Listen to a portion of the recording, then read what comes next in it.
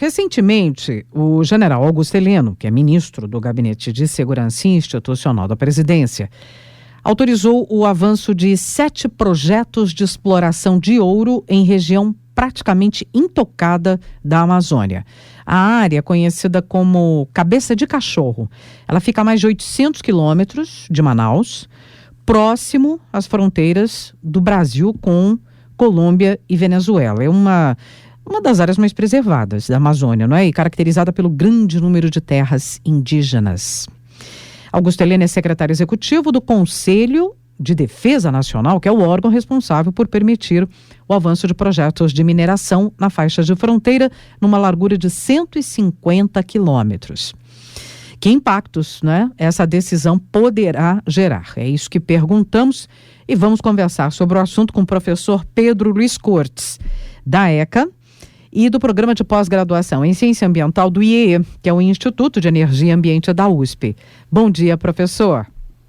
Bom dia, Roxane, bom dia, ouvintes. Mais um problemão que a gente tem pela frente aí. Já reparou que nunca vem solução, né, por parte do governo. É só problema. Quando ele diz que vai fazer alguma coisa de boa, isso não acontece, vem mais um problema como esse que a gente tem agora para debater.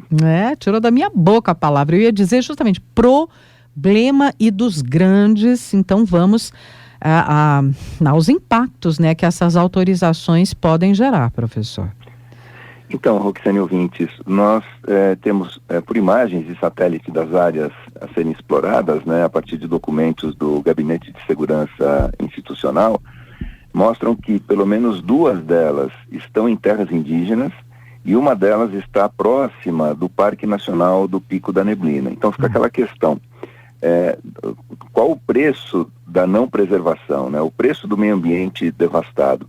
O governo ele adota uma visão muito arcaica que foi adotada durante o regime militar, que era a Amazônia como fonte de recursos primários, como minério, madeira, né, em uma área a ser ocupada com receio de uma internacionalização da Amazônia ou alguma coisa desse tipo, algo que eu já disse, nunca foi tratado em nenhuma reunião organizada pela ONU, né? Essas pautas não entram nas reuniões da ONU, sejam para internacionalizar a Amazônia ou qualquer outra área.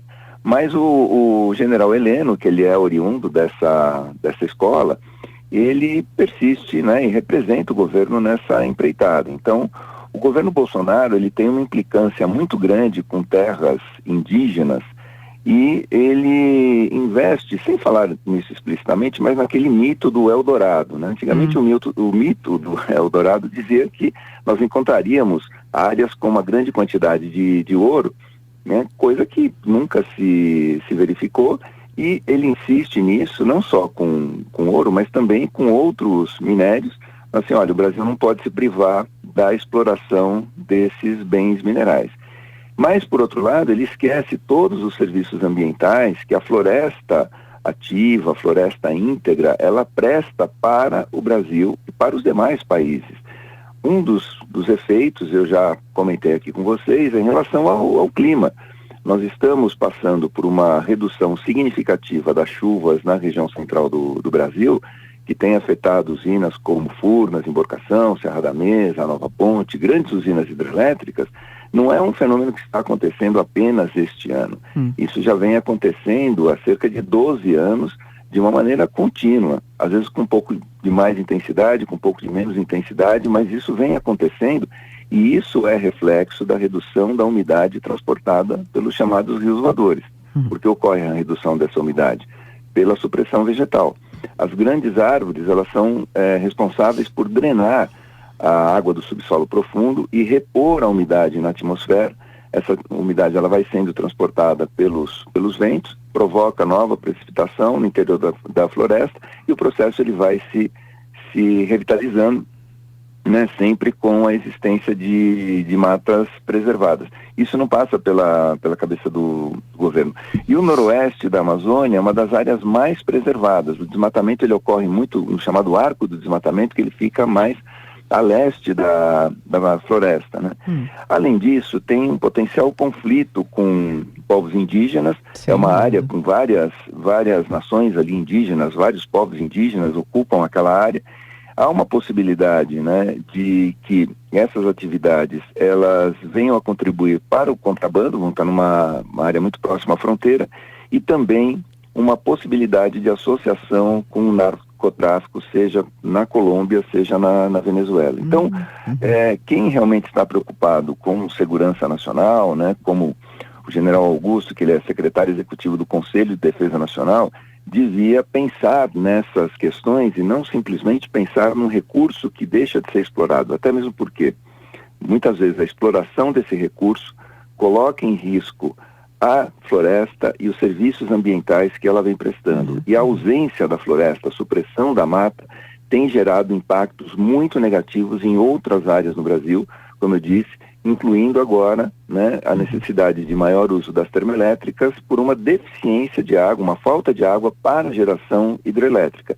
Eu digo, isso já está precificado, isso está na nossa conta de energia elétrica, que chega a cada mês com valores muito elevados, porque as termoelétricas elas têm um custo operacional muito mais elevado.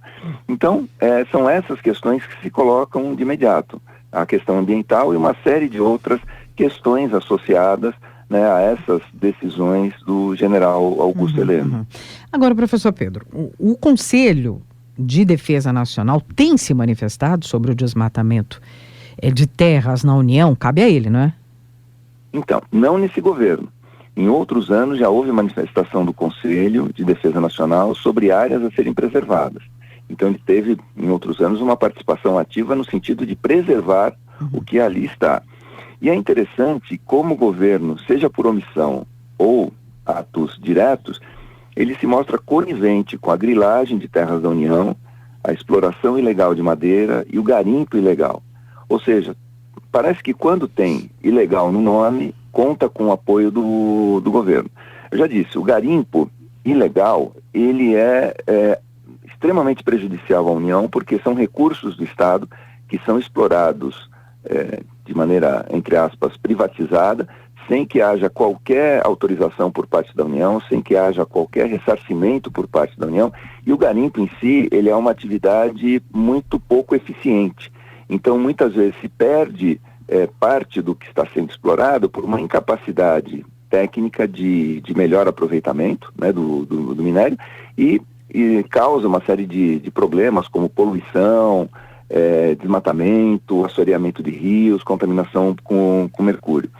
A mesma coisa acontece com a exploração ilegal de madeira, né? Ou seja, você tem a supressão de matas, né, de áreas que são da União, áreas que foram griladas, sem que haja qualquer tipo de autorização por parte da União e sem que a União venha receber sequer um centavo sobre a venda, a comercialização dessa madeira. Então, quais os benefícios que isso tem gerado para o país? Nenhum, né? Não há nenhum.